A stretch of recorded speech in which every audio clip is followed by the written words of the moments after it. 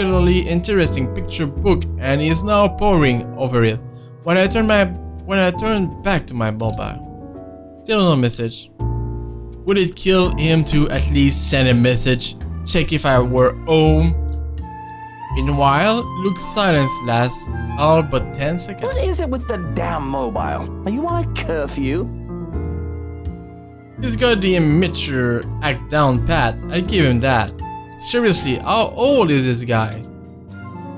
Has he somehow been deprived of affection during childhood? And what is it to you?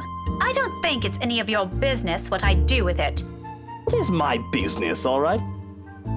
No. 1, I'm the one paying here. 2, I'm being forced to eat dinner in a place this stuffed and noisy. Lastly, it's been 10 minutes, the food isn't here, and I'm hungry. Hungry. What you're doing with the mobile is annoying and distracting, when the least you could do is keep things entertaining while I suffer.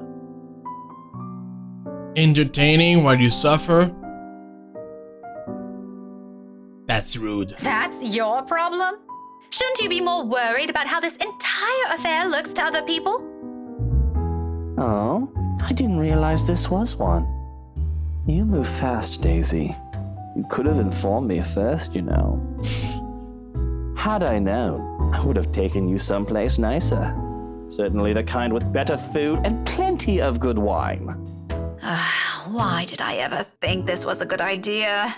Did it ever occur to you how inappropriate this might look to everyone? Why should I care? It's only inappropriate if you make it out to be. Yeah. Relax. I won't do anything to make your boyfriend angry. He doesn't even need to know we dined out.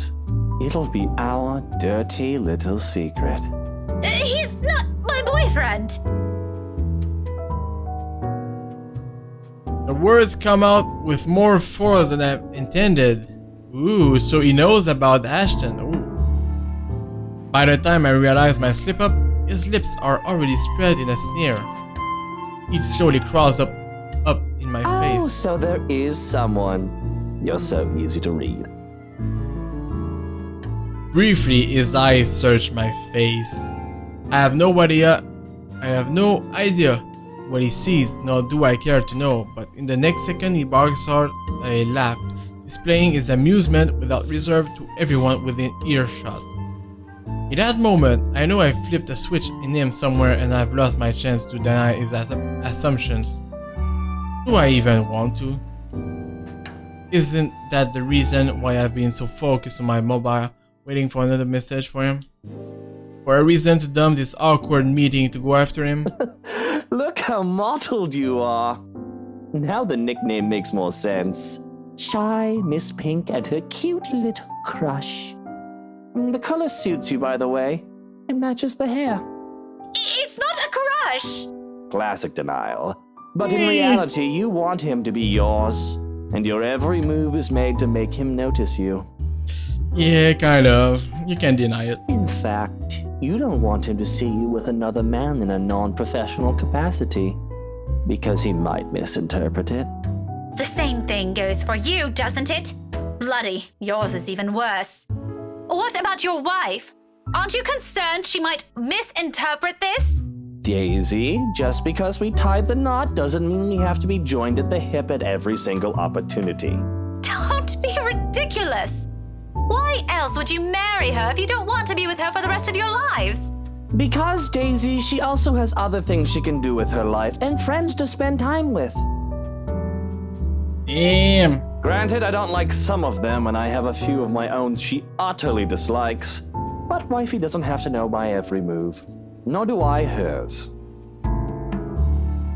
They are pretty open about that. Jeez. Do you know how boring that would be? To be with the same person for all hours of the day, losing sleep over the mere fact they're not with you? Or putting everything you have aside to please them? To have your whole world revolve around one person? Aren't you just mistaking that for something else? Unlike you, there are other people here who don't share the same jaded outlook you have. Don't lump everyone together just because it didn't work out for you.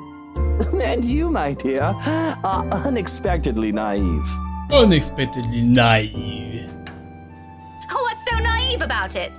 If you love each other, wouldn't you want to always see them, be with them, to have them focus solely on you? Maybe you haven't been loved enough. Oh. Oh, it's that kind of thing for you, isn't it? The love is eternal, love is a strong emotion shite. A starry-eyed girl pining for her dashing Prince Charming? What's next? Romantic confessions of love? A grand wedding on the beach? Dozens of spawns running around in some picturesque home in the suburbs? How quaint. Are you also expecting it's going to be sunshine and rainbows after? A happily ever after? Please. Please. What? I never once said... And is all of that such a bad thing to hope for?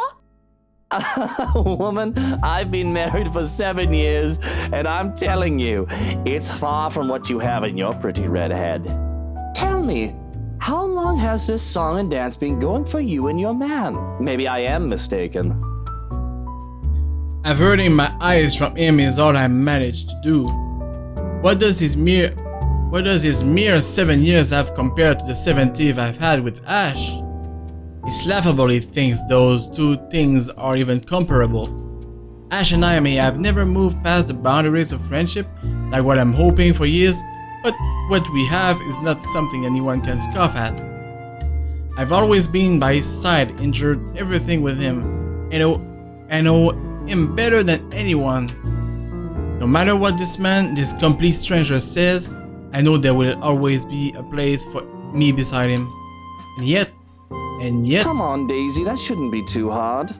3, 5, 8, 10, 20.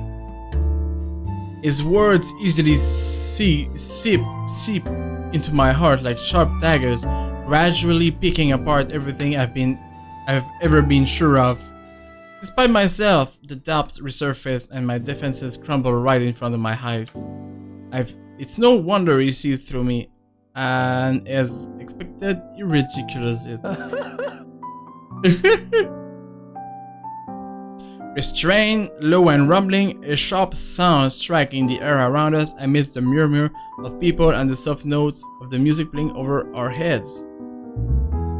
His shoulders shake, and when his mirth becomes too much even for him, he reaches up a hand and passes it over his face as if to hold his leg close to him. Bloody bullocks, this is just brilliant. Oh, mother, why do I always keep running into these things? This day couldn't get any better. I think I'm gonna need a stiff drink after this. He dissolves into another peal of laughter, but when it subsides, what he has for me are more words, scathing each of them. The urge to run from here has never been this strong. Is everything you said how you plan to act, if that man of yours ever ends up with you? Cling to him? Put him on a bloody pedestal? Let him become the center of your universe? Although with how long this seems to be going on, I think you've already done so. Marriage will just be icing on the top. Like some sort of reward for you, isn't it? For being a good, patient, loyal little girl all this time. He must have been having a grand time with someone pining over him this long. I'm a little envious, to be honest. Maybe also a little surprised he hasn't suffocated from all your attention yet. Damn. Laugh all about it if you want. It's not like you'll ever understand. Luke falls silent. The ridicule in him is gone in an instant, and his eyes meet mine, sharp and imposing. A challenge, but I hold it against him with the same intensity, because if there's something I won't let his opinion trample on, it's this. What does he know? However, he's the first one who looks away, focusing his eyes back to where Kylie is, and for a moment I believe I've won, until he drowns in a breath and turns back to me. The words he dropped next, though hushed, hang heavily in the distance between us. You're right. I won't. But I do know not to mistake love for obsession, woman. They are not the same thing. It rattles. After everything he said tonight, This is the one thing that twinges my heart. Maybe it's in the manner he delivers it, the lack of conceit in his posture, or an underlying insult in the tone it takes. The remark is not meant to cut, merely to express a simple truth. This time, it's him who holds the case against mine. Another unspoken challenge, and I realize if this happened minutes before, I'd already have an equally searing retort at the tip of my tongue. There's none. But the anger is there, wearing at my insides, rotting at the uncertainties I've long kept. Isn't it enough? We have the long years we've been together. We have the memories whenever he needs me, until other people came in between us. I've always been the one there. That dedication and loyalty should mean something, shouldn't it? I've always been sure of it, and that one day you'll see it for what it is. In spite of that, in this minute, under this man's scrutiny, my own heart wavers. Now I struggle to find the words.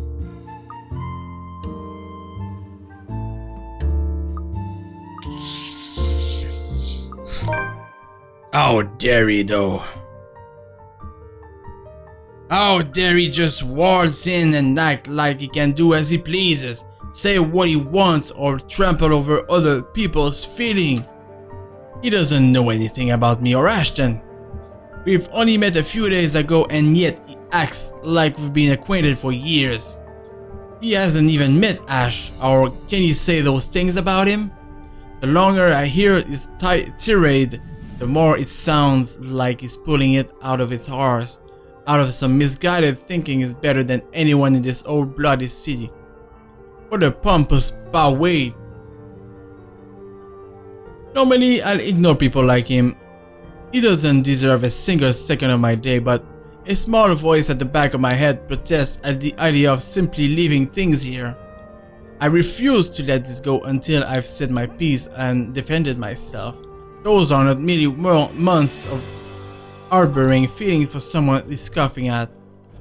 They're made of years, all of it built upon memories we had from childhood. What right do you have to tell me that? None whatsoever, Daisy. But did you assume I haven't seen that before? Those longing looks? The face of someone who wants something but has yet to get it? Give me a little credit here, woman. I'm not daft, nor am I blind to your silly little feelings. It's plastered all over your face anyway. I didn't even need to try. A pause comes after. While I wait for him to add to that, he doesn't, but briefly, a wistful expression spreads across his face. Surprisingly gentle, as if remembering an old memory from once upon a time, or something he has constantly seen in the mirror. It's gone in the next second. Then he turns his attention on the box beside him. For the next few minutes, he contents himself with making a mess out of the paper napkins inside, folding them into clean shapes without any clear intent, before crumpling them in his hand when he loses interest, and dumping them in a small pile in front of him. I allow it to go on for a little while before I interrupt him. I am not done yet. And somehow that's reason enough for you. Not at all. In fact, you didn't even need to stay here and listen to me ramble about it. Go on, walk away, the door's wide open, if you wish to be done with this mindless topic. You certainly won't hear me complaining if we just drop this now. I, for one, am very eager to be done with this stupid nonsense about your man and your... You don't know me. He pauses in the middle of folding another paper napkin into an airplane and glances up at me. I'm quite sure we've already established that, Daisy. But go ahead. And you know not a single thing about him. That too is true. Are you going anywhere with this? We've always been together since we were children. We've been friends for a long time. We know each other better than anyone. Compared to those 7 measly years you're so proud of, we've been with each other for almost a lifetime. Not quite. Had a few more years, maybe? It does sound romantic when you put it that way, doesn't it? Not many people get to have someone with them that long. That's what you have going for you, isn't it? Cute years playing hide and seek, going to school together, and sharing lunchboxes? Did he also protect you from